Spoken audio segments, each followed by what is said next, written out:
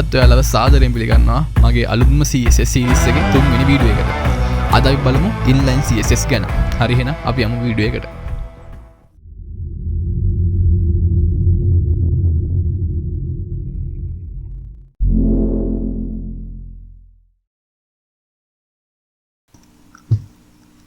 අද අපි the basics යටතේ inline internal and external CSS වල inline CSS ගැන කතා කරමු. එතකොට මේක ඉස්සරහට කරගෙන යන්න අපිට කෝඩ් එඩිටර් එකක් අවශ්‍ය වෙනවා. ඒ සඳහා මම හිතනවා ඔයාලා ළඟ ඔයාලට ගැලපෙන විදිහේ කෝඩ් එඩිටර් එකක් ඇති කියලා.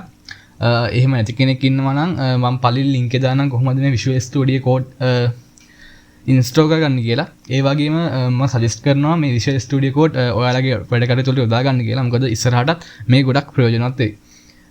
මේකේ තියෙන ප්‍රධානම වාසිය තමයි අපිට ඕන විදිහට එක්ස්ටෙන්ෂන් දාලා අපිට මේ කෝඩ් එඩිටර් එක කස්ටමයිස් කරගන්න පුළුවන්. ඉතින් මම මේ සඳහා එක එක්ස්ටෙන්ෂන් එකක් පාවිච්චි කරනවා. උදාහරණයක් විදිහට මම කියන්නම්. ඒක ඇවිල්ලා මේ වලට වෙනතන මේ go live කියලා එක්ස්ටෙන්ෂන් එකක් තියෙනවා. අපිට මේකෙන් පුළුවන් අපි කෝඩ් කරන සාමාන්‍ය HTML වගේ වෙබ් ඇප්ලිකේෂන් කෝඩ් කරද්දී ඒකේ අවුට්පුට් එක ටග් ගාලා බලා ගන්න පුළුවන්. ඒ වගේම අපේ කෝඩ් එකේ මොකක් හරි edit tag කරලා save කරපුවාම මේ go live කියන extension එක auto එක detect කරගෙන මේ ඒක automatically අපේ output එකට apply කරනවා. ඉතින් මේක install කරගන්න විදිහ තමයි මේ extension tab එකට ගිහිල්ලා මෙතන search කරන්න live server කියලා. එතකොට ඔයාලට මේක දකින්න පුළුවන් වෙනවා. ඒකලා ඒක install කරගන්න. හරි එහෙනම් අපි බලමු කොහොමද අලුත් project එකක් අපි මේ Visual Studio Code වල open කරගන්නේ කියලා. ඒකට මේ ෆයිල් ටැබ් එකට යන්න ඒකලා ඕපන් ෆෝල්ඩර් දෙන්න. ඊට පස්සේ ඔයාගේ කැමති පාත් එකකට ගිහිල්ලා ඩෙස්ක්ටොප් එකේ හෝ කොහේ හරි ගිහිල්ලා අලුතින් ෆෝල්ඩර් එකක් හදන්න. ෆෝල්ඩරේ නමට css කියලා දෙමු. ඊට පස්සේ select folder දෙන්න. එතකොට මේ ආකාරයට ඔයාලට වම් පැත්තේ මේ විදිහට අපි ඕපන් කරගත්ත ෆෝල්ඩරේ පේන්න තියෙනවා. ඊට පස්සේ අපිට පුළුවන් HTML ෆයිල් CSS ෆයිල් වගේ ඕනි ෆයිල් එකක් මෙන්න මෙතනින් ක්ලික් කළා මෙතනින් අපිට ඕපන් කරගන්න. දැන් උදාහරණයක් විදිහට මම index.html කියලා දෙනවා. ඔයාලට දැන් පේනවා මෙන්න මේ විදිහට අපිට අලුත් ෆයිල් එකක් ඕපන් කරගන්න පුළුවන්. හරි එහෙනම් අපි දැන් බලමු inline CSS කියන්නේ මොකක්ද කියලා. හරි මම කලින් කතා කරපු විදිහට CSS HTML ෆයිල් එකකට ඇතුළත් කරන්න ක්‍රම තුනක් තියෙනවා. inline, internal and external කියලා. එතකොට මේ ක්‍රම තුන වෙනස් වෙන්නේ මොකකින්ද? ඒ තුන වෙනස් වෙන්නේ අපි CSS යොදන තැන අනුව. දැන් ඔයා හිතන්න අර කලින් කතා කරපු topic එක ගැන. topic කියන element එක. එතකොට අපි යම් ආකාරයකින් CSS ඒ topic එකේ element එකකට යොදනවා නම් අන්න ඒක ඇවිල්ලා inline CSS. එතකොට මේකේ තියෙන වැදගත්කම වෙන්නේ එතකොට ඒ එලිමන්ට් එකට විතරයි මේ CSS එක මේ අපි මේ කරන styles apply වෙන්නේ. දැන් අනිත් ක්‍රම දෙකෙන් ඔයා හිතන්න අපිට අවශ්‍ය වෙනවා එක වගේ elements දෙකක් තියෙනවා. ඒ elements දෙකටම එකම styles තමයි දාන්න ඕනි. එතකොට ඒ වගේ අවස්ථාවකදී අපිට පුළුවන් internal හෝ external CSS ක්‍රමේ පාවිච්චි කරලා ඒ ක්‍රම දෙකටම එකවර අර styles apply කරන්න. හැබැයි මේ ක්‍රමයේ තියෙන disadvantage එක තමයි මේකෙදි apply වෙන්නේ එක single element එකකට විතරයි. එතකොට අනිත් දේ තමයි දැන් අපිට දැන් ඔයා හිතන්න මේ element එකට styles කීපයක් එකතු කරන්න ඕනේ කියලා.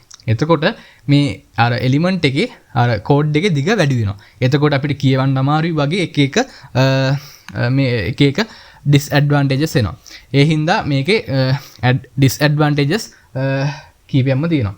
හරි අපි දැන් බලමු කොහොමද මේ inline CSS එකක් ලියන්නේ කියලා. දැන් අර අපි කලින් මේ topic එකම ගමුකෝ. හිතන්න h1 කියලා topic එකක් තියෙනවා. මේ sorry tag එකක් තියෙනවා. ඒ tag එක ඇතුලේ this is inline CSS. එතකොට දැන් මෙන්න මේ topic එකට අපිට අවශ්‍ය වෙනවා මේ topic එකේ color එකට නිල් පාටත් මේකේ font size එක හිතන්න pixel 20ක size එකක් අපිට අවශ්‍ය වෙනවා කියලා. එතකොට අපි කොහොමද මේකට inline CSS apply කරන්නේ? එතකොට මේ inline CSS apply කරන්නේ හැම වෙලේම මෙන්න මේ opening tag එක. opening tag එකේ. opening tag එක ඇතුලේ h1 ඒ කියන්නේ tag එකේ name එකට ඉස්සරහින් අපිට attribute එකක් යොදා ගන්න වෙනවා style කියලා. මතක තියාගන්න style කියලා attribute එකක් තමයි යොදාගන්නේ. සමානයි කියලා මෙන්න විදිහට මේ දිත්ත උඩුකම අපිට දාන්න වෙනවා. අර මම කලින් උදාහරණේ කිව්වා වගේ මෙතන මේක inline CSS ඉඳලා අර කලින් කිව්ව උදාහරණේ වගේ මෙතන අපි curly brackets නැත්තම් මේ විදිහට මේ brackets අපි යොදන්නේ නැහැ.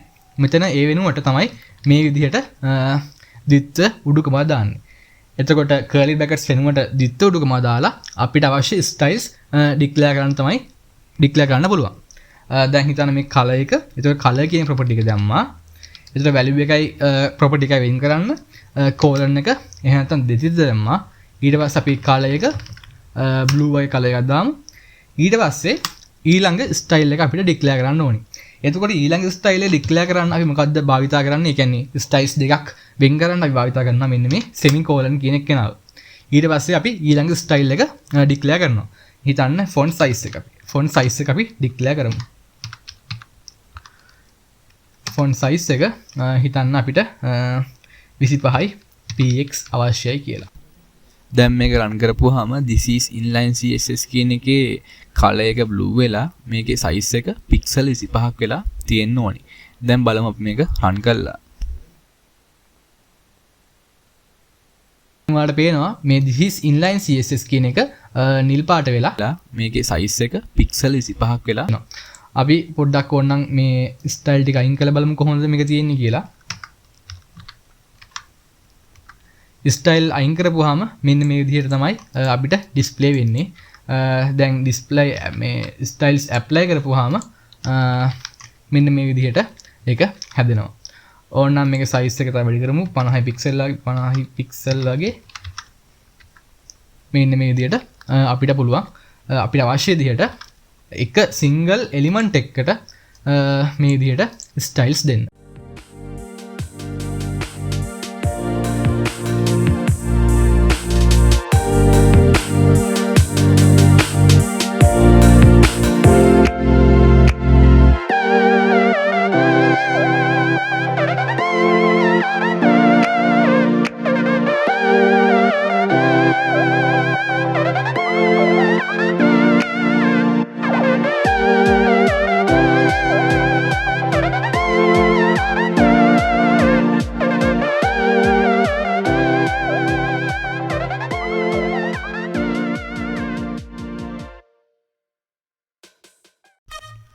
මං හිතනවා අදත් ඔයාලා හොඳ අවබෝධයක් ගත්තා මේ මොකද්ද මේ inline CSS කියන්නේ කොහොමද ඒක apply කරන්නේ ඒකේ advantages මොනවද disadvantages මොනවද එතකොට inline CSS සහ external internal CSS අතර මොකක්ද තියෙන වෙනස්කම වගේ ගොඩක් දේවල් ඉගෙන ගන්නද කියලා මම හිතනවා.